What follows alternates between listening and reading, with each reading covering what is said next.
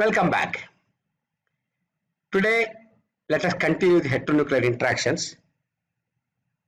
In the last class, I introduced so many interaction parameters as far as the heteronuclear concerned, both between abundant spin, abundant rare spin, between rare spin, many varieties of interactions you can see. And we also came to the level of understanding the satellite spectrum. I explained what is a satellite spectrum. How do you extract information from the satellite spectrum? Especially in cases when proton NMR cannot give the information, like a single peak for a uh, molecule like disubstituted ethylenes. Cis or trans doesn't matter. And because of symmetrically disubstituted, if we take, because of the molecular symmetry, you will get a single peak. But how do you know what is the coupling between them? There exists a coupling between two protons. How do you see that? So some cases in symmetric molecules, you will not be able to see the coupling information so easy. In which case, satellite spectrum analysis with respect to satellite provides you a lot of information. I took the example of Si2H6, where we found out 1-bond silicon proton coupling through satellites, 2-bond silicon proton coupling, and 3-bond proton proton coupling we could see. So this is what I wanted to say. A lot of information we can derive from others, sometimes in the same proton spectrum, but if you carefully look at the analysis of the satellites. Let us continue further today. So this is a molecule. It is a perfectly symmetric molecule. Now there is a possibility, there are two carbons here. Both carbons can be in the carbon 12 state. They exist as carbon 12. No problem. In which case you get only a single peak. That's precisely what we are seeing. You get only a single peak. But I know there is a coupling between these. How do I do that? As I just now explained to you, record the spectrum of this molecule. This I am now concentrating on which one? This is, I am looking at this carbon. So when I look at this carbon, of course we can also look for the OME peak later. I am not looking, this is the OME peak. We can also see the satellites in the OME peak. But I am concentrating only on this peak because I am interested in getting HH. So this spectrum is enhanced with a larger vertical scale increased. Then you see some other things. Forget about this and this, what it comes because of some side bands, spinning side bands, etc. This is impurity. See, when you want to see 1% of intensity of the peak, there's quite likely sometimes you might see impurities, other peaks. But apart from that, if you carefully analyze, you see there are two peaks here. What did we do? Why these two peaks are coming? Now, this is because of, these are the spinnings. This is because now we are looking for carbon 13 of the molecule. Now I am considering this molecule where carbon 13 exists as C13. So carbon exists as C13. Okay, in this molecule, carbon here exists as C13. In which case, you have broken the symmetry. Instead of A2 spin, now it is AA prime X. Like in the previous example, this center to this center gives you 1 bond CH coupling, and separation of these two doublets gives you 3 bond proton-proton coupling. Now I know whether it is cis or trans. I can analyze, I can get the coupling information very easily by just looking at the satellite spectrum. Okay, now look at the spectrum of 2-propanol. It's a very interesting molecule. We have CH and 2 CH3s. The CH3 is a doublet because it is coupled to CH proton. Okay. Now what we can do is we can enhance this intensity and see carbon 13 satellites here. Okay. These are the carbon 13 satellites. I can measure this and get the CH coupling. Of course, this HH coupling is already visible here itself, but you can see here also. In this case, the question of symmetry doesn't come because this is coupled to this equally and it is a doublet. This is another molecule, 1122 tetrachloromethane. In this molecule, now if you look at the protonated molecule, this is what it is. These are all some other impurities, etc. You don't worry. And this side, satellite, these two correspond to the center of this to center of this. is the CH coupling. And analysis of the doublet of the satellites gives you HH coupling. Very clear, right? So we were able to get CH coupling, HH coupling, all those things. All we have been doing is to analyze the satellites. So in the satellites, when you look at it, most often you will break the symmetry. As a consequence, some of this information which you don't get from 1D NMR, you can start getting. This is an example where 4 bond HH in the symmetric spectral system can be measured from the satellites. This is a spectrum which you enlarge in intensity. You see a doublet here and here. These doublet correspond to coupling between this proton to this proton.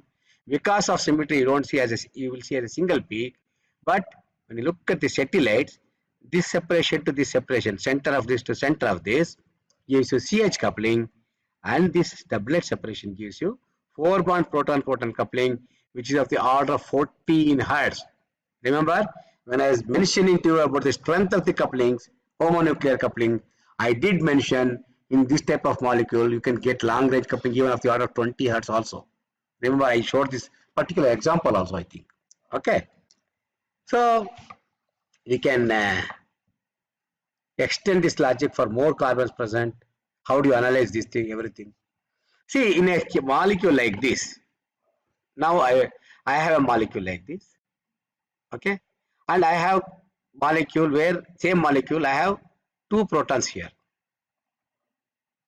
You understand? In this molecule there are, okay, to make it simple, there are 3 CH2s. These 2 CH2s are here, and this CH2 peak is here. Now, if I analyze this proton spectrum, it gives a single peak. I enlarge with a higher intensity, you are going to get proton-carbon coupling. Okay, I am going to see proton-carbon coupling. Forget about other things, geminal coupling later. Now, if you come to this part, now if I break the symmetry by taking one of them into carbon 13, and other is in carbon 12 state if I assume, now you have broken the symmetry. Otherwise it would have been A2, B2 or A, okay, they are close in frequency, it is A2, B2.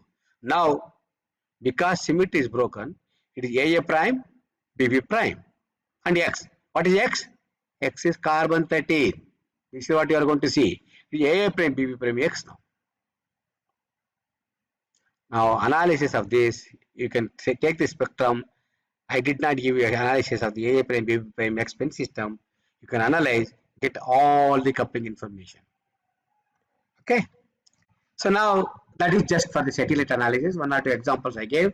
You can see that the satellite in various, and when we go ahead, we can get number of such examples we come across. It need not be for coupling extraction, for some other purpose. You will see that. Now I'll give you an example of coupling between abundant spin and dilute spin.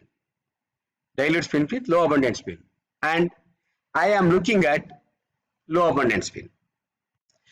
So what I meant is, this already we discussed. If you carefully remember, in the carbon 13 NMR, did we not look at the carbon fluorine coupling? Carbon is a low abundant nuclei. We detected carbon. We observed carbon fluorine coupling, carbon proton coupling, everything. The same example here I am giving. Coupling between abundant spin is proton or fluorine or phosphorus. That can couple to carbon, tin, mercury, etc. Then we can analyze that. But we are detecting carbon low abundant nuclei. So when you observe carbon 13 spectrum, we analyze all CF coupling, CH coupling, etc. Exactly same this thing. In trifluoroacetic acid, we analyze this carbon 13 spectrum and got coupling between low abundant spin to high abundant spin, while I was detecting low abundant spin. In previous examples, I was detecting abundant spins. Okay, so same thing, this also we discussed. We analyze this. I don't want to see this again. There is no point in going again. Now this part we will see. This I did not explain. This is a simple molecule. I am looking at carbon 13 NMR, low abundant spin. Carbon now can couple to fluorine and also to proton. How do you simplify carbon spectrum? First thing, do the broadband decoupling. Remove all proton carbon couplings. So what are you left with? Only carbon fluorine couplings. As I said, one bond CF coupling is quite large. This carbon, what is the pattern you expect? It must be a quartet. A large quartet, you see 1, 3, 3, 1 quartet. What is this one? This large quartet has to be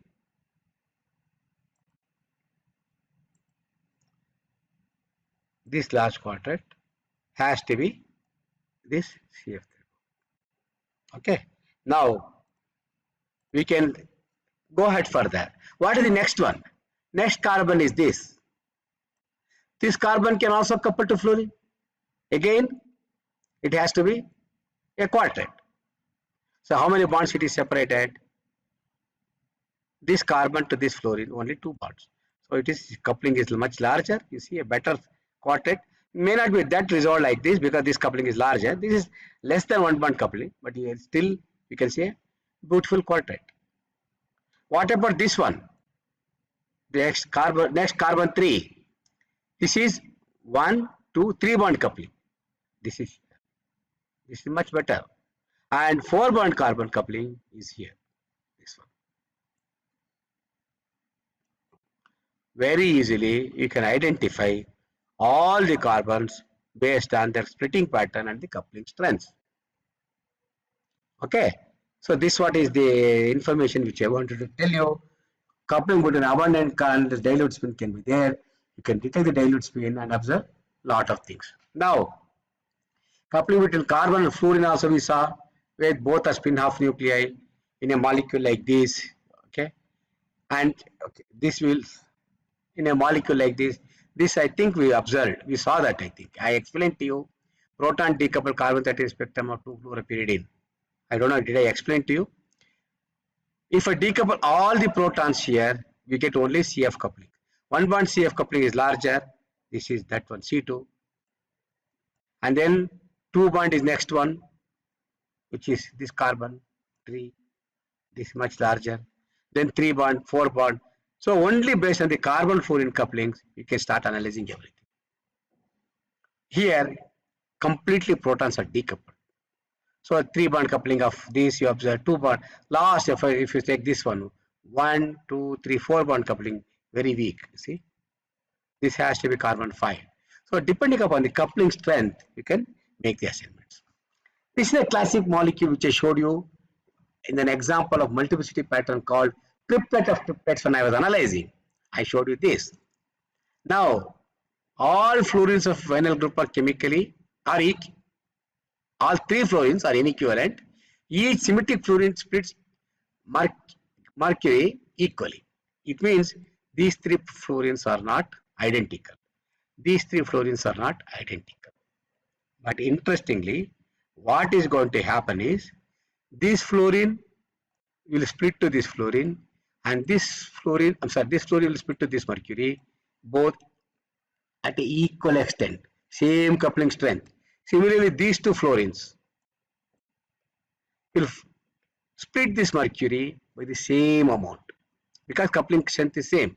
Similarly, this coupling, these 2 fluorine coupled to this mercury again has the same strength. What I try to say is each of this symmetric fluorine, which are chemically equivalent like this and this, coupled to mercury by the same extent. So what happens then? If this is coupled to this and this is coupled to this by the same coupling strength, what pattern do you expect? I told you it has to be doublet of doublet, central 2 lines overlap, and you get a triplet. So that is the thing what you are going to observe. When you do that, see these 2 split mercury into a triplet like pattern like this. Only 3 peaks you get, nothing more. Further, then we have a coupling to another fluorine, like this fluorine you take, and it will couple by the you can take this or that. No, you can couple to this one by the same extent. Each line of the triplet will become another triplet because coupling between 2' and Hg and 2 and Hg are same. So each line of the triplet become another triplet.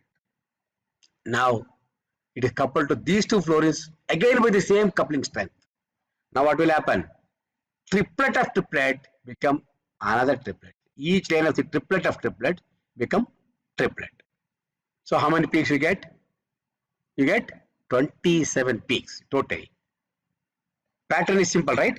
This is called triplet of triplet of triplet of triplets of triplets. Okay, that is a pattern. You should call this as TTT, triplet of triplets. Similarly, now you can look for the selenium NMR. Abundance is only 7.6% here, spin half nuclei. Now you can look at, there are two selenium here. If you see any selenium at any given instant of time, like we saw carbon 13 satellite, symmetry is broken. When the symmetry is broken, you get selenium phosphorus coupling very easily. We can measure that. Okay. Of course, we can see coupling between phosphorus and carbon. In this simple molecule, you can see it. Now, phosphorus can have 1 bond coupling to this, and 2 bond coupling to this, 3 bond coupling to all those things we can see very clearly. You can see that 1 bond carbon phosphorus coupling is seen. Of course, protons are decoupled here. Then 2 bond carbon phosphorus couplings are seen. But one I think you should see, these coupling strengths are much smaller, unlike in fluorine. Remember, 1 bond carbon fluorine was nearly 300 Hertz, but here it is much smaller, carbon phosphorus coupling. But nevertheless, you were able to analyze, you can see all those things, and clearly it could be this molecule or this molecule, both the type of molecule, you can make the assignment easily. This is another molecule where I am looking at the heteronuclear interaction. I am looking at the proton NMR spectrum of GeH4, germanium H4. Germanium has spin 9/2, but I am looking at proton, and germanium has 7.76% abundant. That's another thing. Assuming I am seeing only proton, of course germanium is low, small abundant. What is the largest peak I should get? Most intense peak? Only H4 peak. But if I see enhance the intensity larger, then I see germanium coupling to proton also seen as satellites. But why so many peaks? Why so many peaks? Now we know germanium spin is 9/2. This is the quadrupolar spin. I wanted to show you how quadrupolar spin splits and then gives the spectrum complex like this. This is 9/2 spin. And just put it in 2ni+1 equation. Now there is only one germanium is there. Spin is 9/2, and 2 into 1 into 9/2 plus 1, it gives 10 lines. Count 1, 2, 3, 4, 5, 6, 7, 8, 9, 10. All 10 lines are seen here. Do you understand? So this is again satellites. When you analyze the satellite, you get germanium proton couplings. So now coupling between spin-off and quadrupolar nuclei, this is what I said here. Now you can see this here again. Now quadrupolar spin I am considering as, of course, this is abundant quadrupolar spin. This was satellite here. Now I am looking for the abundant. Abundant is deuterium, let us consider. What are the solvents normally we use? CdCl3, Cd2Cl2, Cd3Cl. But have we ever taken the spectrum of the pure solvents? Please try to take this spectrum of pure solvents. Then you will see they will get residual proton peaks here. If you take pure CdCl3 solvent, it will not be 100% pure. There will be some percentage of CaCl3 also.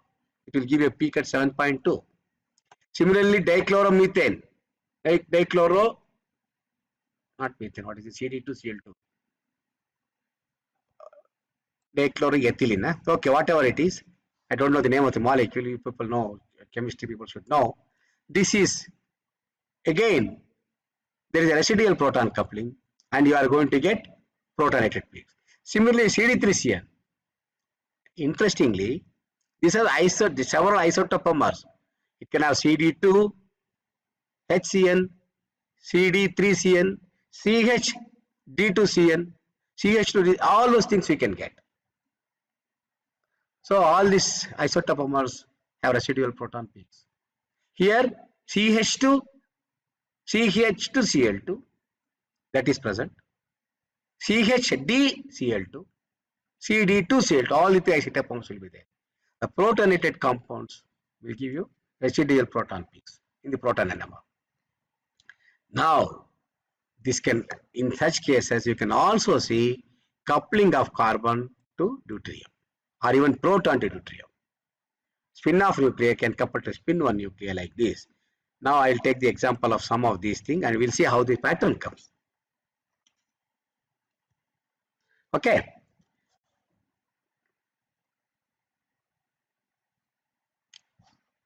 Now, let us take any of these molecules containing single proton or single carbon. For example, CHCl3 or CDCl3. You will get carbon will give a single peak without any coupling to deuterium. I will not bring in coupling. Then you will get only single peak. Now we'll bring in the coupling. Whether it is CHCl3 or CDCl3 doesn't matter. Okay. So now when I have a whether I'm looking for proton or carbon does not matter. I see proton P NMR or carbon 13 NMR. I get a single peak. Now I am bringing deuterium coupling into it. You understand? Whether it is CHCl3, when I look for carbon 13 or proton, does not matter. I get only single peak. Moment I bring in the coupling, it will be a triplet. Not triplet. Triplet is a wrong word because triplet is 1:2:1 in NMR jargon. It is 3 lines of equal intensity. Why 3 lines? Because deuterium has spin 1. When it is spin 1, you put it to that equation 2Ni plus 1, then simply you will understand how many peaks you are going to get. N is equal to 1, I is equal to 1. What you will get? 2 plus 1, 3 peaks. And of equal intensity. This is the advantage. You know, in this case of deuterium, of course, we also have a Pascal triangle for this. I'll show you when we go ahead later. But please remember, when there is one single deuterium connect is coupled to either proton or carbon, you'll get 3 peaks of equal intensity. 1:1 intensity. This is a classic example you see. In the carbon 13 NMR, when you take CDCl3, carbon 13 line will be 3 lines of equal intensity. It is due to 1 bond carbon deuterium coupling. You measure the separation between this and this. What are you going to get? Carbon deuterium J coupling.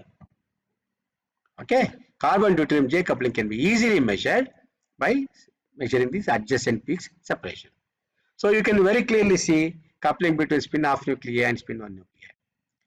Now, what happens when I take CD2Cl2 or CHD2? These are all the molecules. I'm looking for carbon here. I'm looking for proton here.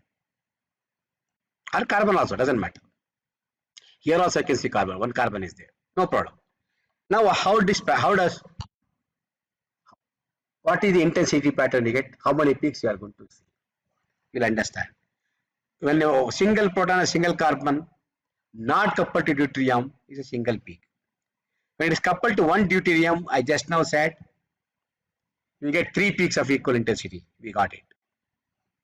Now bring in another deuterium now. First it was coupled to single deuterium. Now there are 2 deuteriums. I have to take into account the intensity pattern when it is coupled to both. Remember, we worked out for CH2 group, CH3 group, multiplicity pattern, for equivalent spins. Exactly, for spin-1 nuclei, we can work out.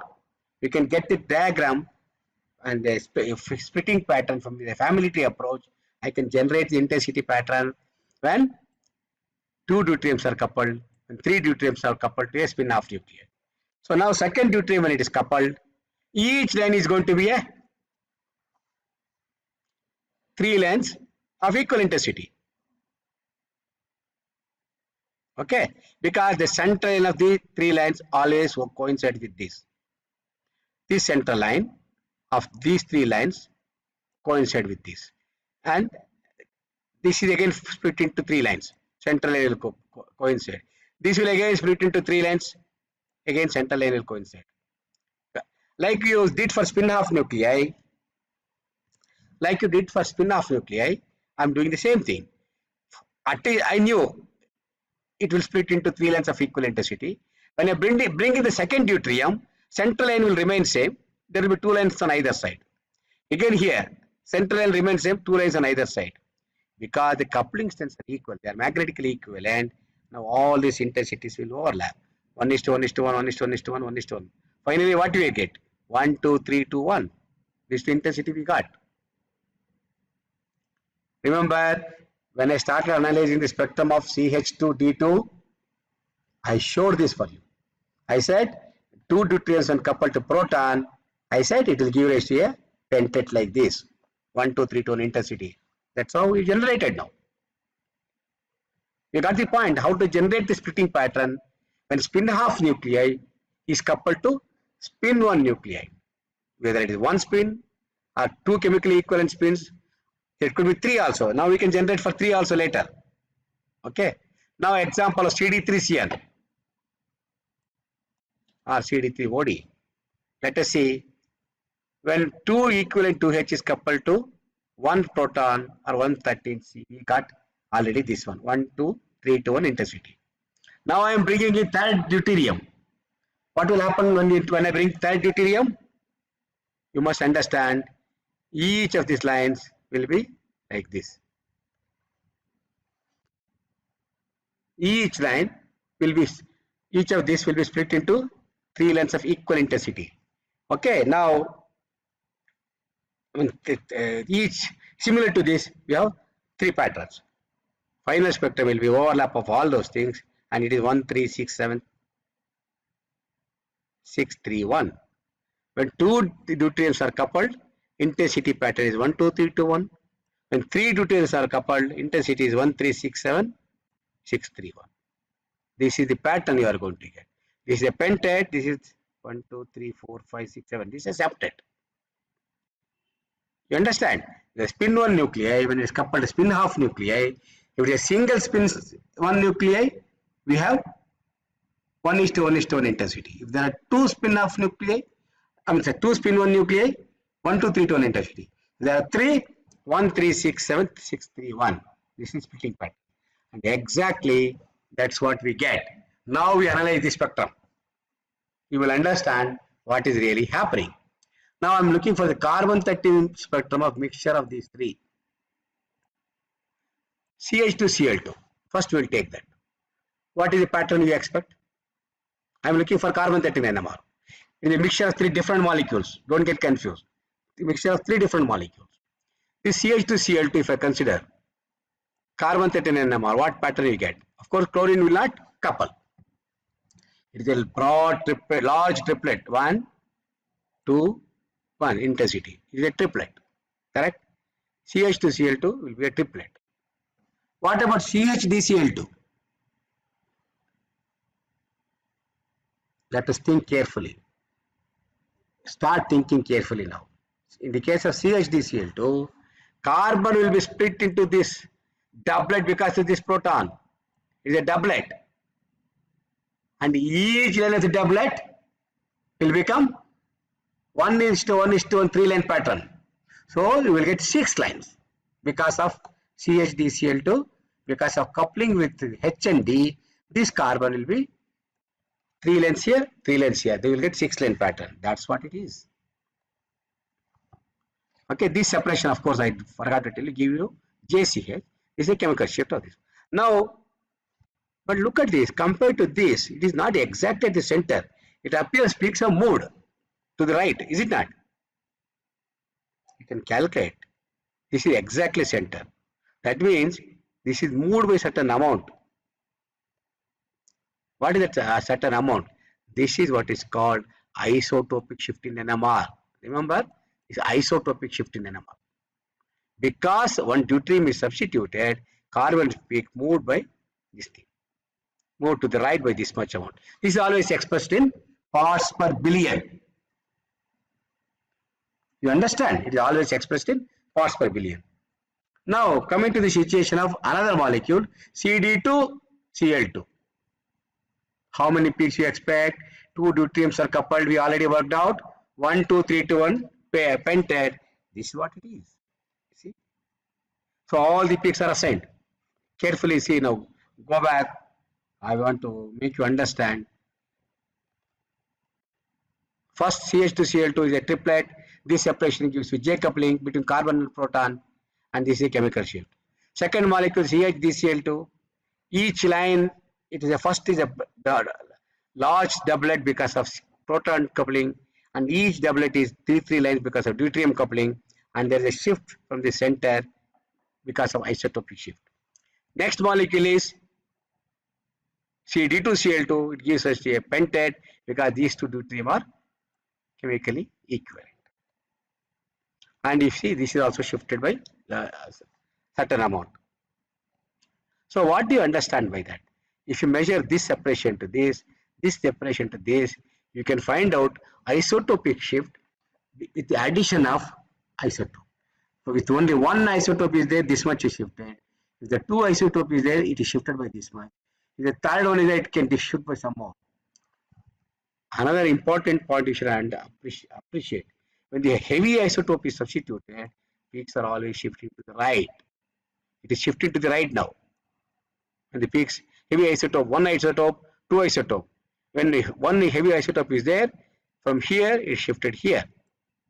And two isotopes are there, from here it shifted here. So more the heavy isotopes are substituted, larger the shift of the spectrum to the high field. This is what you should understand. So we can get, and you can calculate per deuterium substitution, isotopic shift is 0.1 to 0.19 parts per million. ppm it's okay. It will be in ppm, large value.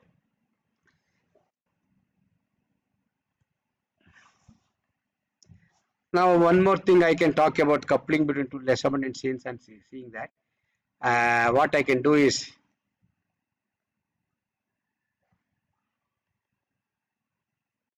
okay, some more I have to tell you about other things about deuterium substitution, etc. It takes some time. So what I will do is, I will stop here. Today I was telling you something about interaction, heteronuclear interaction, the varieties of spins, spin half to spin 1, spin 1 to spin half to spins 9/2, how we get satellite analysis, how we get information from the satellite spectrum, which you normally don't get from proton, varieties of things we understood. So in the next class, little bit more about this thing I will say, and then we'll take specific examples of nuclei with silicon, fluorine, carbon, selenium, and one or two examples, and literally we'll sit and analyze those spectra. Then you get a feel for how to analyze the spectra of varieties of nuclei. I cannot cover 110 elements, all spectra. I have covered major proton, carbon, and some of the heteronuclear like fluorine, etc. So some more interesting examples I will take in the next class. I'll try to do it quickly. I'll finish it. With that, then we'll start going into, after analyzing heteronuclear coupling, some more exciting topics like polarization transfer experiments, relaxation, spin decoupling, and inept experiment. All those things we'll talk. Then we'll jump to two-dimensional. So I'll stop for the day.